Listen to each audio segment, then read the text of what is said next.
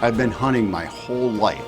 I've been studying animals' behavior and communication for over 30 years. And about 2 decades ago, I founded a company, Illusion, to create game call systems so you could talk to animals. And now it's time to share that information. Welcome to Deer Society's Calling Tips.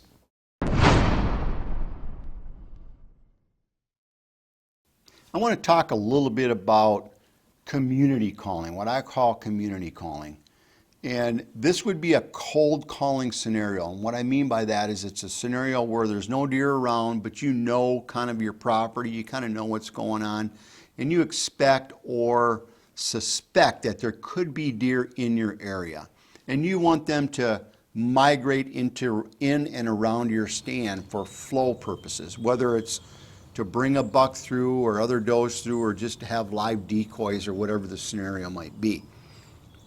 And we're going to do that using the 2 calls that we've talked about in the past here, the fawn bleat and the doe bleat.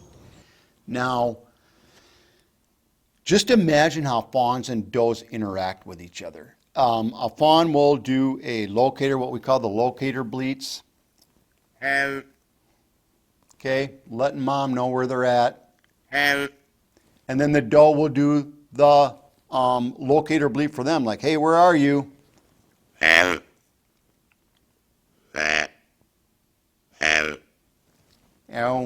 wah, ow, whatever it is, whatever inflection you want to put on it, but these are short calls, okay?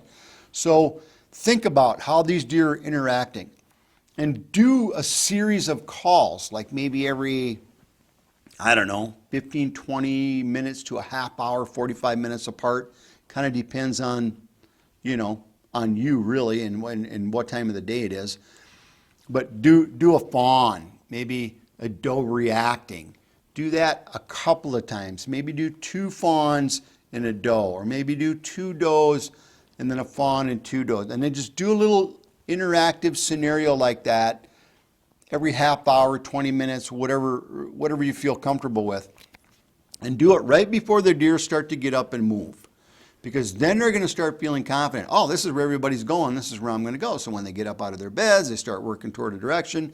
You're going to bring the community into them. So, I would call this something like a community cold calling. Now, I'm not putting any buck sounds in there. And if I do, it's always like a 1.5-year-old buck or maybe a 2.5-year-old, which would be, a higher buck sound. And it's just quick little grunts. Almost sounds like a doe grunt in a way. So that would be the only time I would put any kind of male in that scenario. But typically I don't like to do that because I want them to make them feel like there's not anybody in there causing trouble or anything they got to deal with. So I stick with the doe and the fawn bleats, and that's a good community setting. It makes the deer feel comfortable, and it can put the flow right through your area where you're hunting. With the extinguisher game call, we changed the way that the industry looks at grunt calls. I don't think there's anything else anywhere near the performance level that this call can produce. When you can full a mature whitetail like that, your possibilities are really endless when you head to the woods. I use the extinguisher and the black racks. They're fantastic, and I would not go in the woods without them in my arsenal. The extinguisher deer call and black rack rattling system are the highest rated deer communication systems of all time. Get yours today at illusionsystems.com. Order now.